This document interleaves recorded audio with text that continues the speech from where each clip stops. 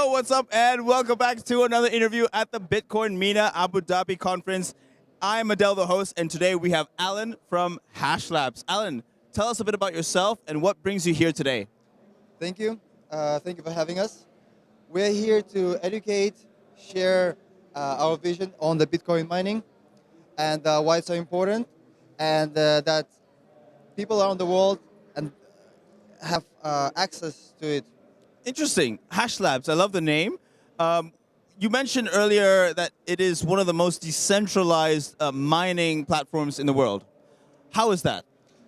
We've learned the lessons. So once China banned the mining in 2021, we started in Kazakhstan initially. And as it happens, any government starts cracking down or have opinions whether mining is useful or not. So that experience lead us to believe that mining needs to be decentralized. We cannot have a single point of failure. And that is why we are one of the most decentralized in the sense that our operations span across 3 continents in a very unique locations. And as well, we have to prove to the world and the government to showcase that Bitcoin mining is not just the usage of electricity and conversion to money, but it also does emission reduction, heat supply, and a real use of how sustainable and indispensable mining can be. Interesting. Okay. When you say you're dispersed across different locations, does that mean that those locations also cannot shut down the mining operations? Because the governments in those locations can also technically shut it down. What's stopping them? Nothing really stops them to shut down one of the operations, but for us, if all our eggs in one place, it would put us in a jeopardy. Okay, makes sense, makes sense. At least you're spread apart. You're not just in one place.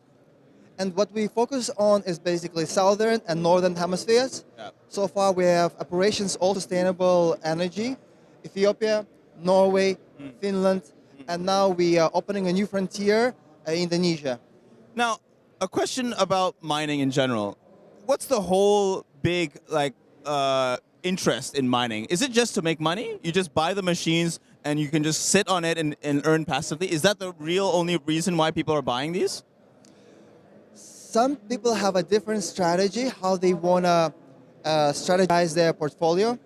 Some people buy Bitcoin and hold it and sit on that egg for a long time. Some want to be more productive and utilize their capital a bit more efficient and have a longer time horizon. And mining does give access to anyone to mine Bitcoin, let's say today at a half price. So for us going to these exotic and very difficult to get places, we're able to achieve a cost of production of $30,000 to $45,000 per Bitcoin, while the market price at 100K. So it is essentially just about the money, would you say? Yes, but also, to give an example, when some government may think it's just about the money, what we're trying to prove is that in Nordic countries, where they use electricity to heat homes, or they use the gas or biomass to provide hot water to towns, we bring the high-efficiency computers. We completely substitute or replace the base heat load, reduce emissions, make those heating plants more economic, reduce heating bills for the society, stabilize the grid.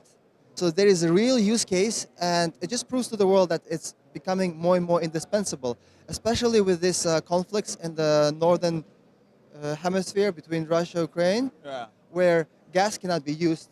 Biomass become a source of a heating fuel for those places.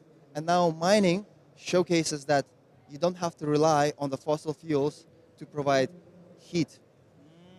Okay, so Bitcoin mining can provide heat, you're saying? Yeah, we supply 80 Celsius heat to 12,000 people. Interesting, very good.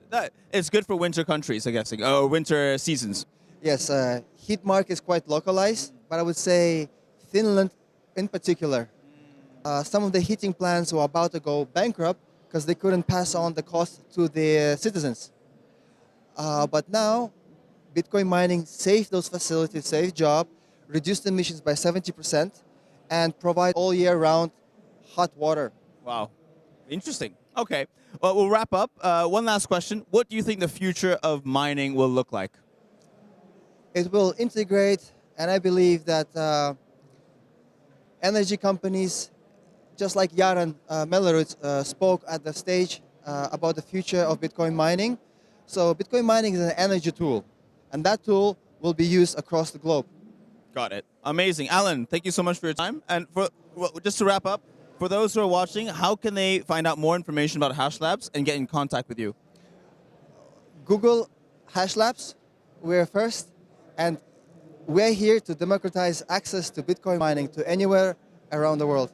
Wonderful. Thank you so much.